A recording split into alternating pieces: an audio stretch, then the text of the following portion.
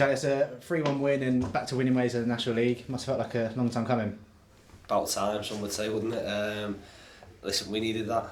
We needed something to kick-start us. One now has to become two, and hopefully that could be the case on Tuesday.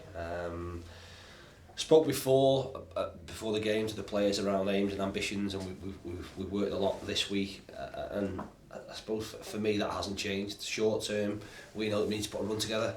Medium term, our aims and ambitions are still the same, but we've made it tough for ourselves. But wins are obviously much more better, much more enjoyable in terms of a weekend.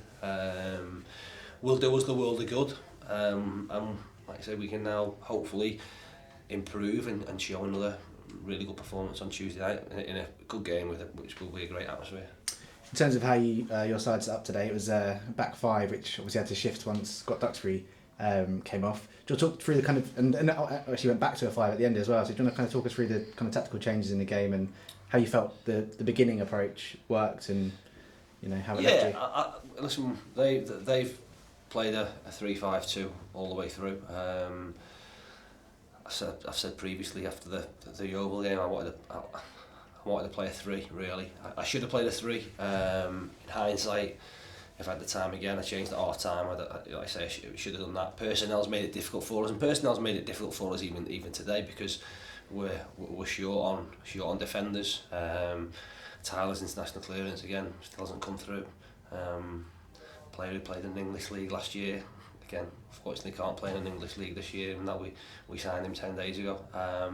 But so we wanted to go with a 3.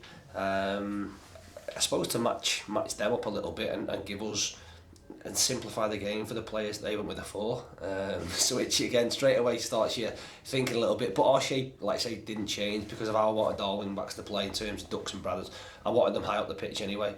The having to make the substitution gave us an opportunity to change our shape and match up, which we did at that point, and it should have worked. It worked well. It should have worked better. I just think at that point we showed a little bit of nervousness around us in possession of the football because that, like I say, that's our go-to shape 4-3-3. We know what our rotations are, where we need to get on the ball and all those things. I suppose the pleasing thing was that after we've conceded in the second half, that shape worked for us in the fact that Jordan coming off the sides, ball into him, turns onto his left foot, drives in and scores a brilliant goal which puts us back in the ascendancy.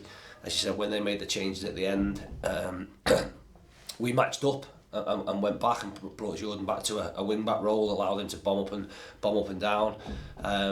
And then Kyle obviously gets cramped, so you've got to again change your shape again because we only had 2 defenders left on the pitch or on the bench in the 2 centre-backs. So Bradder's doing a job at right back, Jordan doing a job at left back, and having a midfield group I suppose looking to press, certainly not the most physical, but what it allowed us to do and what we could have done a little bit better. We had lots of opportunities on the counter-attack. That team we had at the end should keep the ball for fun because technically the players we've got in the middle of the pitch, at the top end of the pitch, are technically our best players. So we were able to manage the game in possession of the ball. In fairness, 3 could have become 4 or 5 with the opportunity we had because Eastleigh obviously pushed on trying to get something from the game, which you fully expect them to do. We've obviously, as you say, Eastleigh pushing on at 1-1 and maybe looking more likely to make something happen. How big a moment was that from Jordan Williams to produce that bit of magic? Yeah, listen, we have match winners in the team. Probably if you're being critical, the match winners we have haven't done that often enough, but they all have the technical capability to be able to do that. And Jordan's been on a decent run. Again, that's 4 in, maybe 5 for him.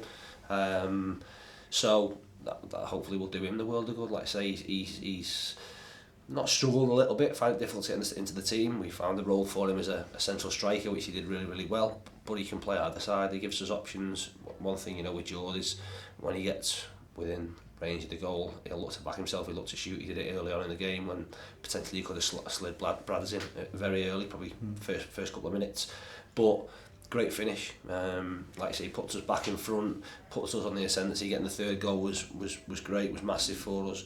because it allows us then to manage it, I suppose, safe in the knowledge that we've got a little bit of a buffer. In terms of another personnel change, obviously Dan Lavercombe came in goal. How did he do from your perspective? Yeah, a little bit edgy, I suppose, as you expect. I think it's always going to be difficult when you change your goalkeeper. I thought communication-wise, he just needs a little bit more assertive. He's a quiet lad, but that's a massive part of a goalkeeper's harmony, if you like, in terms of the defence in front of you knowing what you're doing. If your shout's going to be away, it's got to be an authoritative away, so they know there's no doubt what's going on. He'll be disappointed, obviously, to concede. We'll have a look at it again. I haven't seen it once on BT Sport. It looks a decent ball in. Maybe his starting position could be slightly higher. Probably not helped by the fact he got his nose broken on Monday in a bounce game that we played, which is not ideal for the goalkeeper to get a knee in the snoz. Or anyone really. Yeah, just before you're potentially gonna make your debut. But listen, he'll benefit from that, and ultimately we've won, regardless of who plays. This team, this squad, it's about us putting a run together to get us up that table.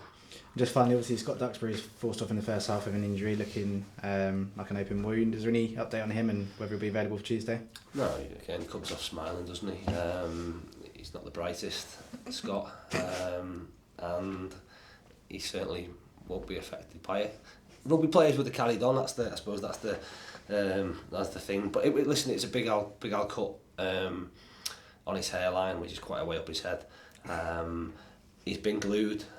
Fingers crossed he'll be fine for Tuesday, and will give us options. Like I say, we are a little bit short defensively. Hopefully we get international clearance for Tyler comes through, and it gives us more potential to play in the way that we want to play. Very good.